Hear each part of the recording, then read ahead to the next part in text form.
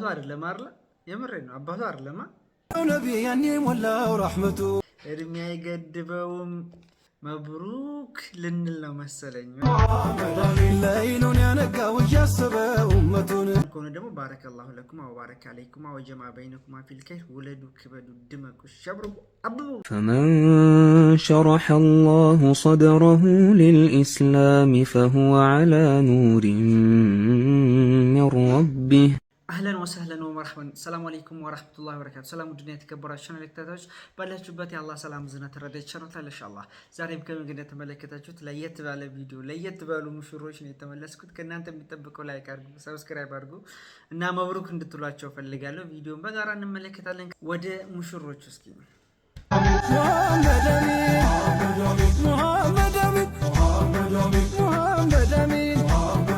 በረካው ነቢ ያኔ ሞላ አባቱ አይደለም አይደል? የምሬን ነው። አባቱ አይደለም አባቷ ነው። አባቱ አይደለም። መብሩክ ልንል ነው መሰለኝ። እስኪ እንመልከት ረህመቱ ለይኑን ያነጋው እያሰበ ኡመቱን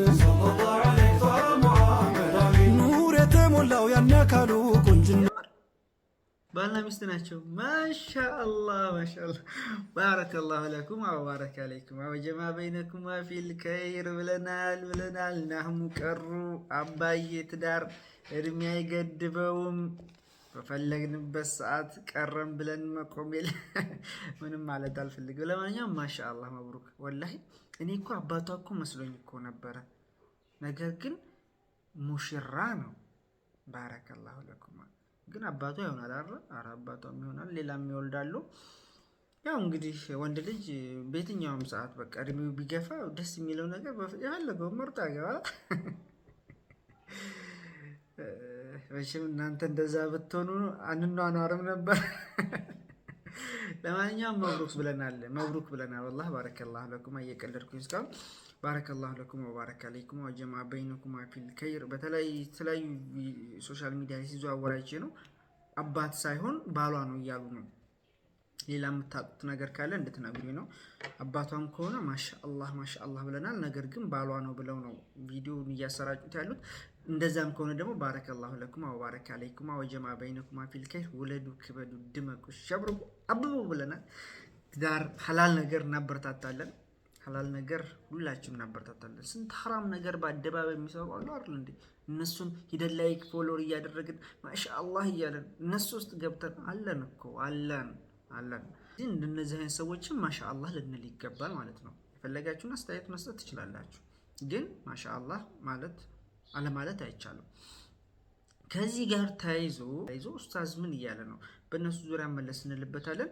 ይህን ቪዲዮ ሁላችን መለክተን እስከ መጨረሻው ልንመለከት ይገባል። የደረስንበት ዘመን ማለት ነው አኪሩ ዘመን ከመሆኑ አንጻር ወላሂ አንዳንድ ሰዎች አሉ ትዳርን አያስፈልግም የሚሉ ሰዎች ማለት ነው። ሱብሃንአላህ ዛሬ ትዳርም አያስፈልግም የሚሉ ሰዎች መጥተዋል። ትዳር እኮ አደማዊ ማንነት ነው። ያ አደሙ እስኩን አንተ ወዘውጁከል ጀና። ትዳር እኮ የጀመረው እኮ በጀነት ነው። እኔ ደስተኛ ሆኜ ለመኖር ትዳር አያስፈልገኝም የምትል እህት ታያለ። እኔ ህይወትን ለመኖር ልጅ ወልዶ ትዳር ይዞ መኖር አያስፈልገኝም የሚል ወንድ ይሰማል። አደማዊ ማንነት አለ። ለማንኛውም አደሚክ ፐርሰናሊቲ አለ። አደማዊ ማንነት ስንል ምን ማለት መሰላችሁ? ሰዋዊ ማንነት ማለት አደም የመጀመሪያው ሰው አይደል እንዴ? ሰዋዊ ማንነት ማለት ነው። አንዳንድ ጊዜ እኔና እናንተ እንላለን በሶሻል ሚዲያ ሊሆን ይችላል፣ በጣም አሰቃቂ የሆነ ወንጀል ሲፈጸም እነዚህ ሰዎች ሰው አይደሉም እንላለን፣ ከሰው አልተፈጠሩም ነው ይላል። ምን ማለታችን ነው? የሰው ልጅ በፍጹም ሊቀበለው የማይችል ሰዋዊ ያልሆነ ሸይጣናዊ የሆነ ማንነት ነው እያለን። ሁለት አይነት ማንነት አለ የምልህ ይሄ ነው። አደሚክ ፐርሰናሊቲ አደማዊ ማንነት አለ። ሁለተኛው ማንነት ሸይጣኒክ ፐርሰናሊቲ ሸይጣናዊ ማንነት። ሸይጣናዊ ማንነት ምንድነው? ሸይጣንን ሸይጣን ያደረገው ተመልከት። ሸይጣንን ሸይጣን ያደረገው ማንነቱ ነው። በቃ ሌላ ነገር እኮ የለውም። ሸይጣን እኮ ተፈጥሯዊ ቅርጹ እኮ አይደለም እኮ ሸይጣንን ሸይጣን ያደረገው ማንነቱ ነው።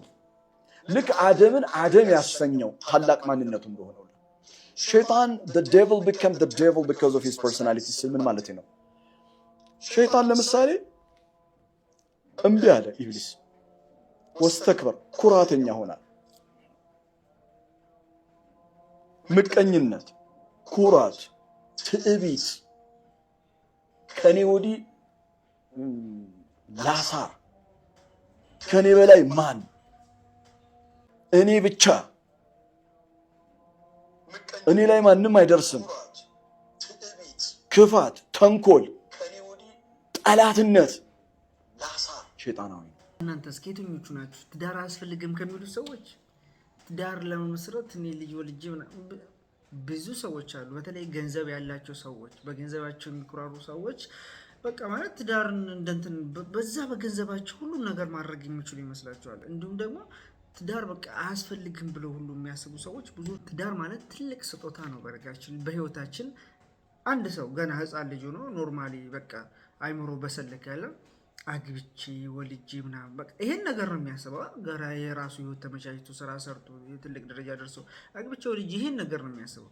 ነገር ግን እዛ ነገር ውስጥ ትዳር ለምን ብለው እንትን የሚሉት የግድ ትዳር ለመኖር የግድ ትዳር ሊኖረኝ አይገባም ብለው የሆነ መጥፎ የሸይጣን አስተሳሰብ የሚያስቡ ሰዎችም ኡስታዝ ባለው መሰረት እንግዲህ ተናግሯል። ያ ከሰዋዊነት የወጣ አስተሳሰብ ያ ማንነት ነው።